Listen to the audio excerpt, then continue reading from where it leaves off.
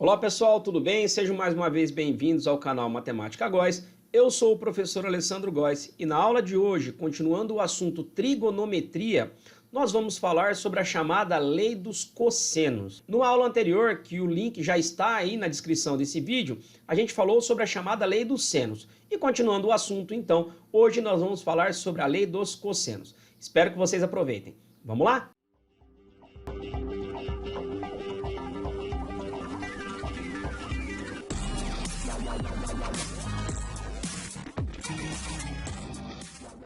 Continuando então o assunto trigonometria, nós vamos entrar hoje na chamada lei dos cossenos. Interessante é reforçar, assim como falei na aula sobre lei dos senos, que tanto a lei dos senos quanto a lei dos cossenos, ela é aplicada para qualquer tipo de triângulo. Como assim, professor?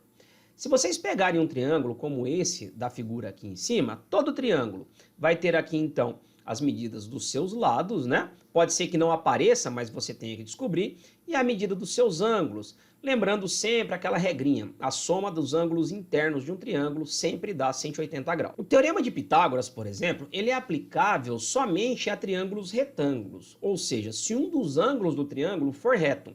Já a lei dos senos e a lei dos cossenos, ela é aplicada a qualquer tipo de triângulo, seja ele retângulo ou não. E nesse caso, então, o que seria chamada lei dos cossenos? Inicialmente aqui é importante frisar que a lei dos cossenos vai ser utilizada quando você tiver mais informação de lados do que informação sobre ângulos.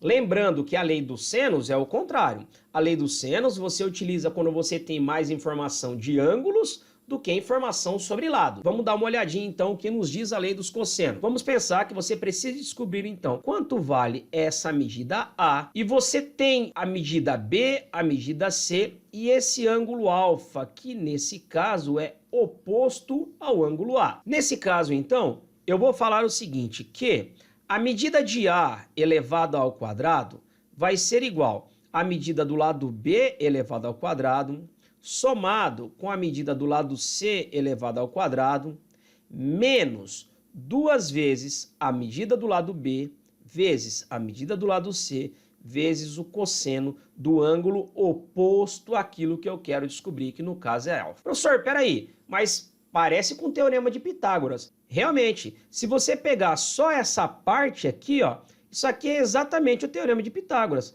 A ao quadrado é B ao quadrado mais C ao quadrado.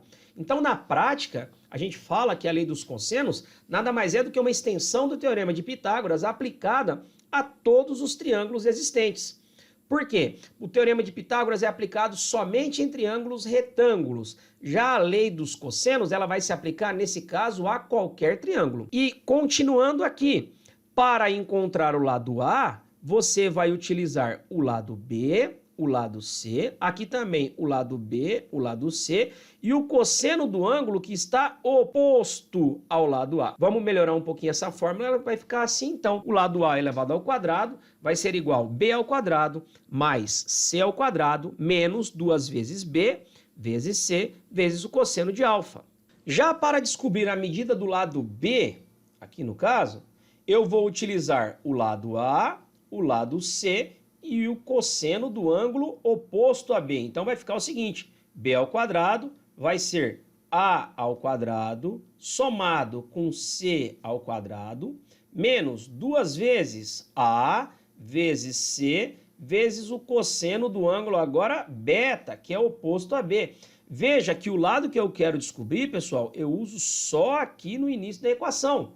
Então isso aí vai ficar exatamente assim, ó. B ao quadrado é A ao quadrado mais C ao quadrado menos 2 vezes AC cosseno de beta. E no caso, para descobrir o lado C, eu precisarei usar o lado B, o lado A e o cosseno do ângulo oposto a C, que nesse caso é gama.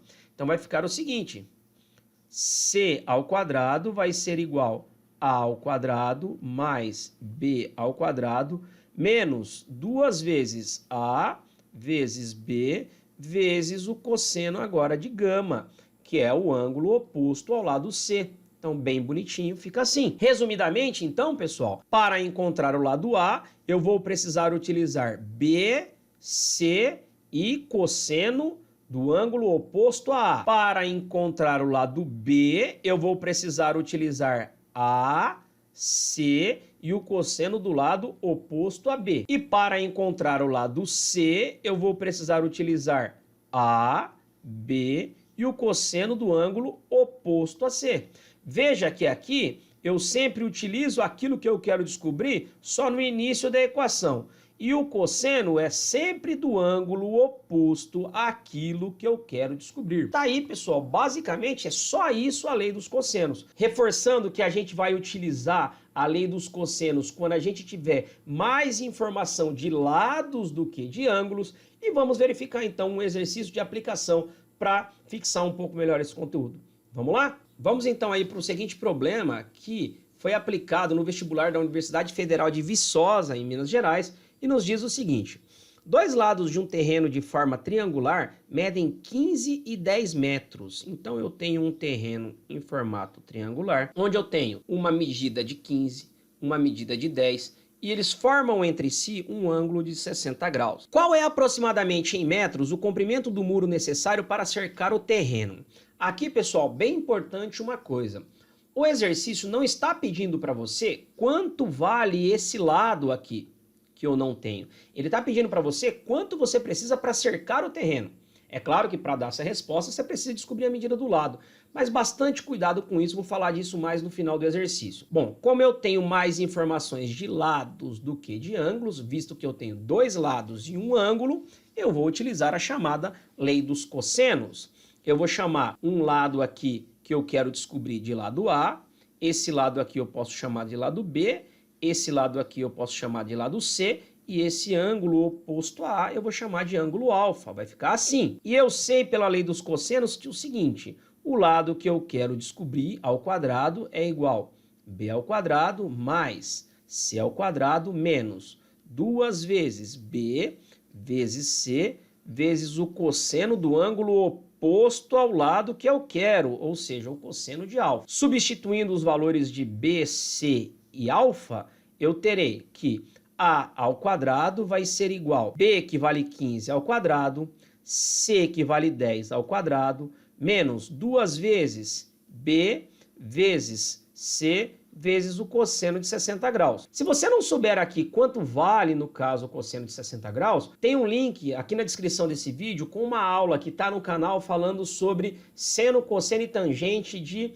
ângulos notáveis. Mas, geralmente, se é um ângulo que não é um ângulo notável, um ângulo tão fácil de descobrir o seno, o cosseno e a tangente, o exercício te traz essa informação simplesmente para você aplicar. Continuando, vai ficar assim: A ao quadrado vai ser 15 vezes 15, que dá 225, 10 ao quadrado dá 100, 2 vezes 15 vezes 10, vezes o cosseno de 60 graus, que é meio. Nesse caso, eu vou ter, então, o A ao quadrado vai ser 225 mais 100, menos essa multiplicação toda aqui, ó, 2 vezes 15 dá 30, vezes 10 dá 300, vezes meio dá 150.